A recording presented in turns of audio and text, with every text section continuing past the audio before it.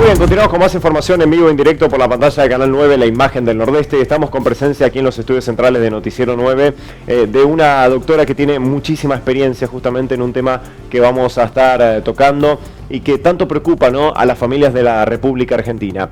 Estamos aquí en presencia con la doctora Aida Kemelmacher de Berlucci, que justamente es ex jueza de la Corte Suprema de Justicia de la provincia de Mendoza y vino aquí a la provincia del Chaco justamente para tratar un tema que preocupa muchísimo a todas las familias, padres, hijos, relaciones con padres, nietos también, con hijos y nietos y abuelos también, con lo cual es una temática muy interesante para abordar.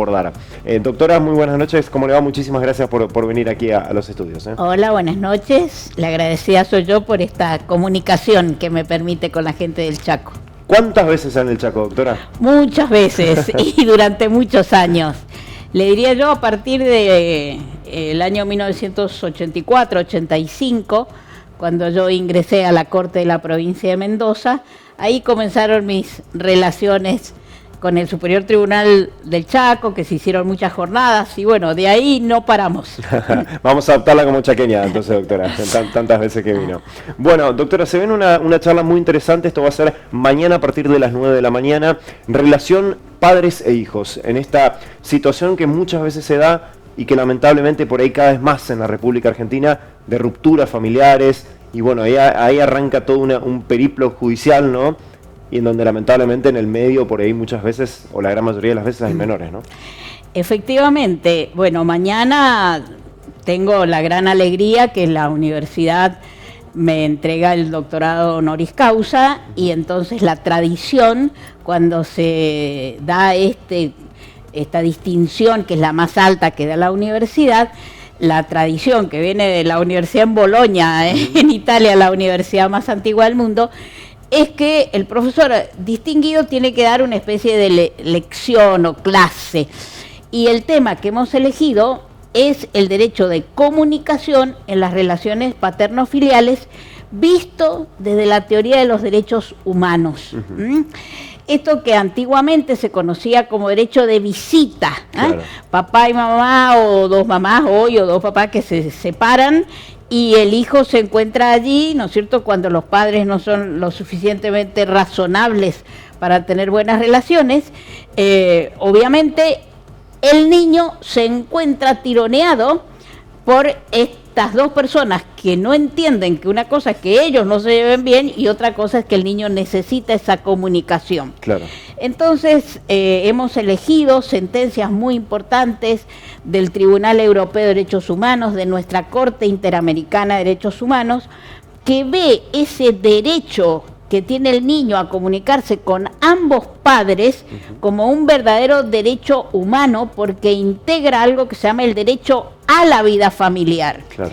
Y entonces la responsabilidad que tiene el Estado de llevar adelante todas las medidas necesarias para que el niño no pierda esa comunicación, aún en circunstancias que puedan resultar distintas, como por ejemplo si un papá o una mamá carece de salud mental suficiente o si está en la cárcel, o sea, todas circunstancias que pueden impedir. Y hoy hay un elemento muy importante que es algo que se llama la autonomía progresiva de los niños, es decir, el reconocimiento de que el niño va formando su propio proyecto de vida. Claro. Entonces es muy frecuente que nos encontremos con que adolescentes de 13, 14, 15 años no quieren ver a su mamá o no quieren ver a su papá. Entonces, bueno, desde la perspectiva de derechos humanos, cuando se encuentra este conflicto entre el derecho de este niño que ya tiene autonomía progresiva y a lo mejor tiene sus razones para no verlo a su papá o a su mamá, claro, o a lo mejor es que el otro está influyendo sobre este chico de manera tal que está generando estas tensiones. Ahora, entonces, doctora, bueno, le hago una consulta, sí, y partiendo de una base, ¿no? ¿Entienden cada vez más los padres en que esto es un derecho humano básico para los niños o no? Bueno, eso es lo que vamos a intentar demostrar nosotros en nuestra charla mañana, que no lo digo yo, no es un invento mío ni es un invento del Código Civil y Comercial argentino, sino que tiene el reconocimiento de tribunales internacionales de derechos humanos, como son estas dos grandes cortes de mucha significación para nuestras vidas, que es en Europa el Tribunal Europeo de Derechos Humanos y para la Argentina la Corte Interamericana de Derechos Humanos, que han reconocido este derecho a la comunicación como un derecho humano que integra el derecho a la vida familiar. Los padres se pueden separar, pero el derecho a la comunicación existe. Claro, como todo derecho no es absoluto, claro, y pueden haber razones que impidan esa comunicación. Una de las más importantes, lamentablemente en nuestro país y en otros, es el de la violencia familiar, que sí, es un verdadero flagelo que realmente nos cuesta mucho poder darle soluciones justas. Claro. Entonces, cuando la violencia la sufre el niño directamente, ahí no hay duda que se puede suspender, sí, esa comunicación. Pero un tema discutido es si la violencia que, por ejemplo, el papá tiene contra la mamá es razón para suspender ese derecho de comunicación que tiene el papá con el hijo. Porque, como regla, la gente diría, no, ¿qué tiene que ver? Claro. Una cosa es la violencia contra la mamá y otra cosa es la violencia contra el chico.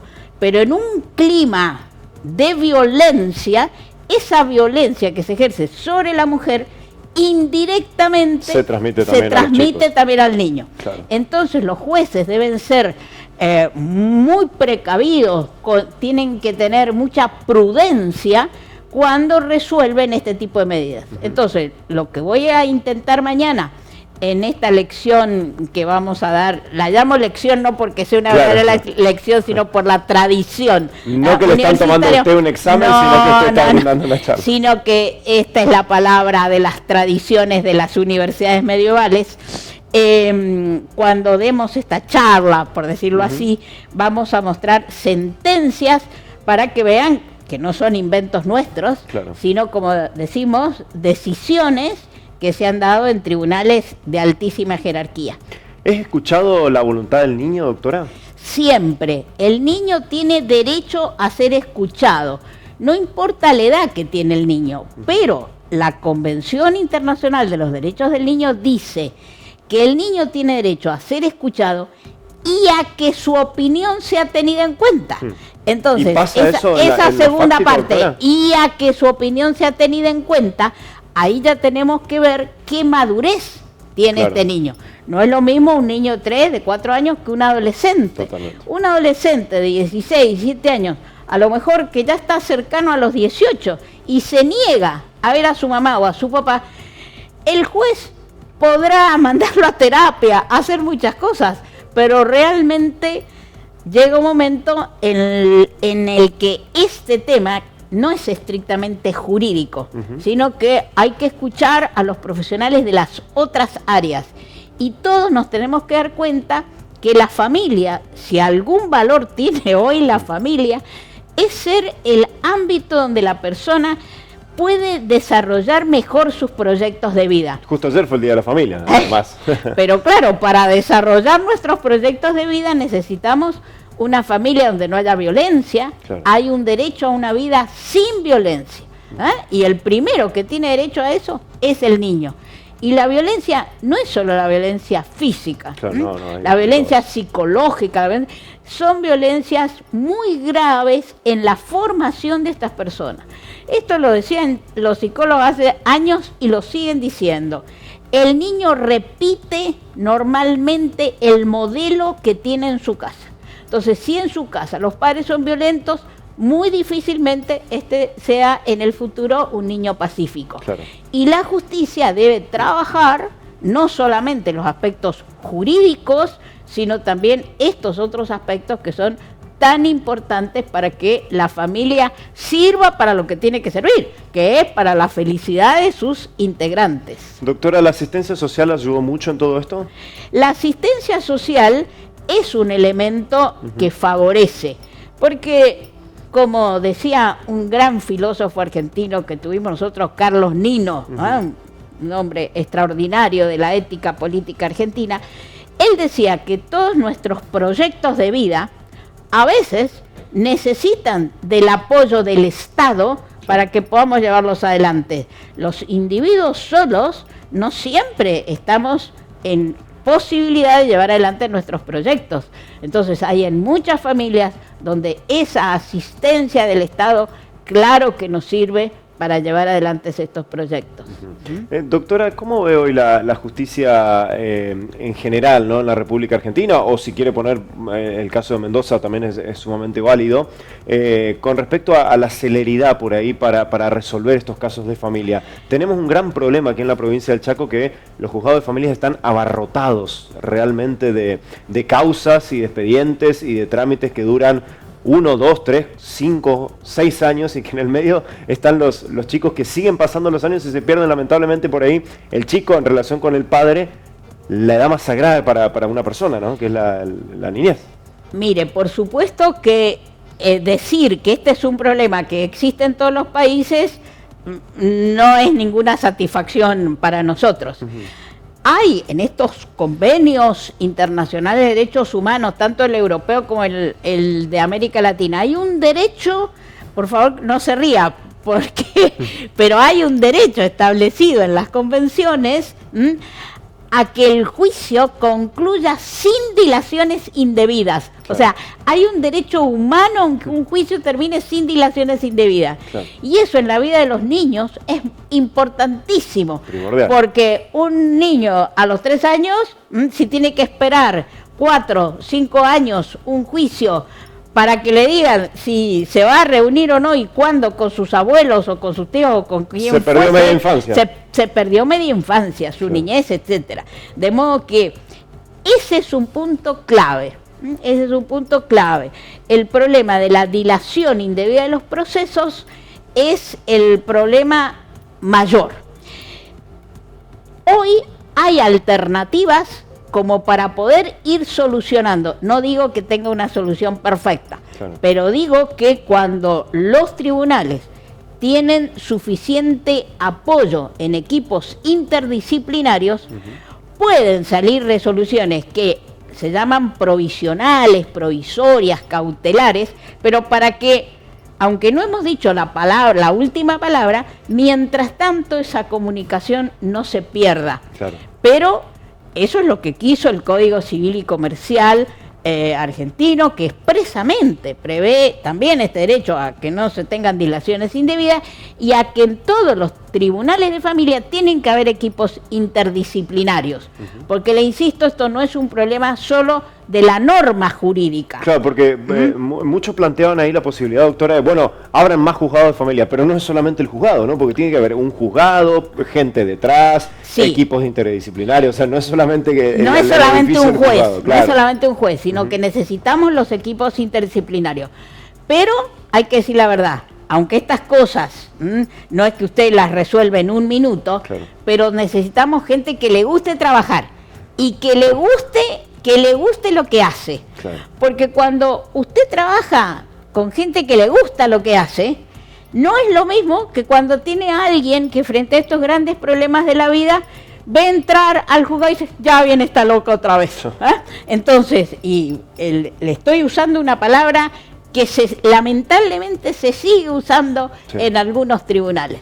Entonces, necesitamos gente muy comprometida. A lo mejor no tanta gente, pero gente muy comprometida con lo que hace. Los tribunales de familia, todos los tribunales necesitan gente comprometida. Todos los jueces tienen que estar comprometidos con la justicia, con la solución justa, la solución legal, etcétera. Pero los tribunales de familia especialmente requieren gente con gran compromiso frente al tema. Por los niños, principalmente. Principalmente por los niños, claro que sí. Por supuesto que aparte de los niños, nuestra Constitución también nos manda a tener muy en cuenta las personas que antes se llamaban ancianas, que ahora no nos gusta esa palabra. Los adultos mayores. Los adultos mayores, ¿no es cierto? Las personas con discapacidad. Todas estas personas necesitan nuestra especial preocupación. Y efectivamente en la justicia también los tenemos que poner en prioridad. Pero, insisto, creo yo que donde hay gente comprometida y que ama lo que hace, No digo que las cosas salgan perfectas, pero que salen muchísimo mejor que en aquellos lugares donde la gente no tiene compromiso, eso sí, puedo asegurarlo. Doctora, le queremos agradecer muchísimo el estar presente aquí justamente en los estudios de Noticiero 9, así que muy amable. No, le agradezco yo a ustedes y la posibilidad de hablar y sobre todo el mensaje que tenemos que mandarle a quizás a los que son la mayor audiencia acá, los papás, las mamás. Cuando hay un conflicto en la familia son los padres los que se separan, no se separan los hijos. Hay que mirar con razonabilidad, con tolerancia, aceptar al otro. El niño no pidió venir acá, lo hemos traído nosotros. O sea que la responsabilidad es de nosotros los padres. Muchísimas gracias, doctora, es muy amable. Mañana va a estar recibiendo justamente el título honoris causa por la Universidad Nacional del Chaco Austral. Esto va a ser a partir de las 9 de la mañana, allí justamente, o acá, mejor dicho, aquí en la capital de la provincia del Chaco. Así que muchísimas gracias, le agradecemos justamente aquí a la doctora por haber venido.